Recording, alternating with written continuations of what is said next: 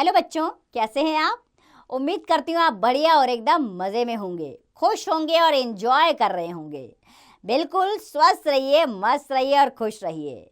जब हम खुश होते हैं तो दिल और दिमाग बड़े ताजगी का अनुभव करता है और हर कार्य में रुचि उत्पन्न होती है। तो चलिए रहते हैं खुश और पढ़ते हैं अपनी प्यारी सी एक कविता जिसका नाम है मैंने पिंजरा खोल दिया। तो किसने खोला पिंजरा और किसे आजाद किया? आइए कविता के माध्यम से जाने। लेकिन पढ़ने से पहले क्या करनी होती है? पढ़ने की तैयारी। तो आइए करते हैं पढ़ने की तैयारी। तो बच्चों, रंग बिरंगे पक्षी सबको अच्छे लगते हैं। निम्न पक्षियों का उनकी चोंच से सही मिलान कीजिए। ऊपर पक्षी दिए गए हैं, नीचे चोंच दी गई है। अब आपने क्या करना है? सही पक्षी की चोंच को से मिलाना है। तो करिए आप तैयारी। हम बढ़ते हैं अपने अध्याय की ओर, जो छोटी कविता छोटा अध्याय के रूप में हमारे सामने है। तो हमारा घर बहुत बड़ा था। आसपास के घर भी बड़े बड़े थे। कई घरों की छतें एक दूसरे से मिली हुई थी। मोहल्ले के लड़के वहाँ पतंग उड़ाते। क्या करते थे मोहल्ले के लड़के? वहाँ पतंगबाजी करते थे। उड़ती हुई रंग बिरंगी पतंगे बहुत अच्छी लगती। पतंगों के साथ साथ उड़ते पक्षी मुझे बहुत भाते। कई बार तो डार की डार उड़ती दिखाई देती, यानी कि ग्रुप, पक्षियों का ग्रुप नजर आता उड़ता हुआ। ऐसा लगता मानो पक्षी हमारी पतंगों के साथ होड़ लगा रहे हों। होड़ यानी कि आगे बढ़ने की होड़, कि कौन प्रथम आएगा, कि कौन ऊंचा उड़ता है, इस दिशा में होड़ लगी होती। उन दिनों लोगों को घरों में पक्षी पालने का बड़ा शौक था। हर घर के बरामदे में कई कई पिंजरे लटके रहते। रंग बिरंगी चिड़िया बंद पिंजरों में चीखती चिल्लाती, वो पंख फड़फड़ाती थी। तो क्या करती थी बेचारी चिड़िया? चीखती चिल्लाती थी और फड़फड़ाती रहती थी। अब क्या था बच्चों, उनकी आवाज़ों से मेरा मन दुखी हो जाता। मुझे विस्तृत विस्तृत यानी कि पूरे फैले हुए नीले आकाश में उड़ते हुए पक्षी ही अच्छे लगते थे। यानी कि मुझे बहुत खराब लगता था कि लोगों ने पक्षियों को पिंजरे में बंद कर रखा है। मुझे तो अच्छा लगता था वो नीले आकाश में दूर दूर तक उड़े। आइए पहले मौखिक प्रश्न जान ले। पहला प्रश्न है, पक्षी किससे होड़ लगाते प्रतीत होते थे? तो पक्षी पतंगों से होड़ लगाते हुए प्रतीत होते थे। दूसरा प्रश्न, बरामदे में क्या लटके रहते थे? तो बरामदे में कई पिंजरे लटके रहते थे जिनमें पक्षी बंद होते थे। आगे बढ़ते हैं आप। तो बच्चों, मेरी मंझली भाभी, मंझली क्या होता है? बीच वाली। मंझली भाभी को भी अपनी सहेलियों की देखा देखी चिड़िया पालने का बहुत शौक हुआ। वह कई दिनों से कुछ पक्षी लाने की बात कर रही थी। मेरे कानों में भी भनक पड़ी, अर्थात मैंने भी थोड़ी सुबुहाहट सुनी कि पक्षी लाने की बात हो रही है। मैंने भाभी से विनती की। विनती यानी कि प्रार्थना। मैंने उनसे प्रार्थना की कि वे पक्षियों को ना लाएं। पिंजरे में कैद पक्षी अच्छे नहीं लगते। मैं उन दिनों 8-9 वर्ष का बालक ही था। तो कितने वर्ष का बालक था मैं? 8-9 वर्ष का, यानी कि मेरी उम्र 8-9 वर्ष थी। मेरी बात कौन सुनता? भाभी 4 रंग बिरंगी चिड़िया और एक नया पिंजरा ले आई। पिंजरे में बैठी चिड़िया चिल्ला रही थी। भाभी हंस हंस कर पड़ोस की औरतों को रंग बिरंगी चिड़िया दिखा रही थी। वह भी हंस हंस कर उन छोटी चिड़ियों की प्रशंसा कर रही थी। वाह, कितनी सुंदर चिड़िया है। सभी खुश थे, बस मैं ही उदास था।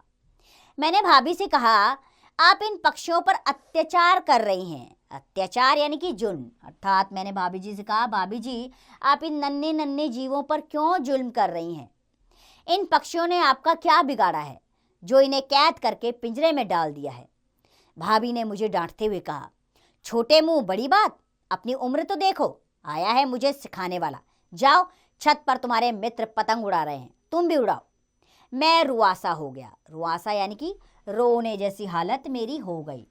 मैं सोचने लगा कि कैसे इन चिड़ियों को स्वतंत्र करूं। स्वतंत्र अर्थात आज़ाद। मेरा मन हुआ कि कैसे इन्हें पिंजरे से मैं आज़ाद करूं। एक दिन मुझे अवसर मिल गया। अवसर यानी कि मौका। बस इसी तलाश में था मैं और मुझे मिल गया अवसर। भाभी अपनी सखियों के साथ फिल्म देखने गई। मैं उनके कमरे से होकर बरामदे में गया। पिंजरे का दरवाजा खोला।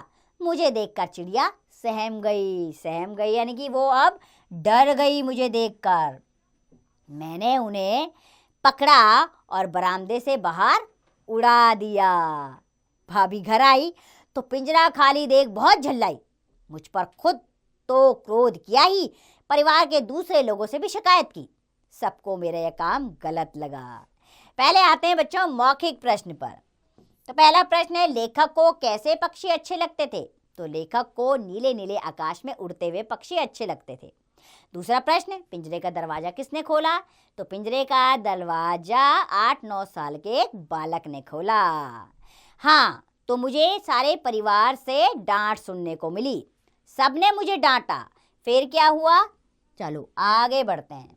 फिर मैं चुपचाप सुनता रहा, क्योंकि मुझे उन चिड़ियों को आज़ाद कर देने की बहुत खुशी थी। काश मैं इन चिड़ियों को भी आज़ाद कर पाता जो दूसरे लोगों के घरों के बरामदे में लटके पिंजरों में बंद थी। तो बच्चों, जानने वाली बात यह है कि रविंद्रनाथ टैगोर भारतीय राष्ट्रगान जन गण मन के रचयिता हैं। आपके स्कूल में रोज जन गण मन होता होगा, है ना? तो इसके रचयिता कौन है? रविंद्रनाथ टैगोर। और इस पाठ को किसने लिखा है? रविंद्रनाथ टैगोर जी ने ही। रविंद्रनाथ टैगोर को एक प्रकृति प्रेमी लेखक माना जाता था।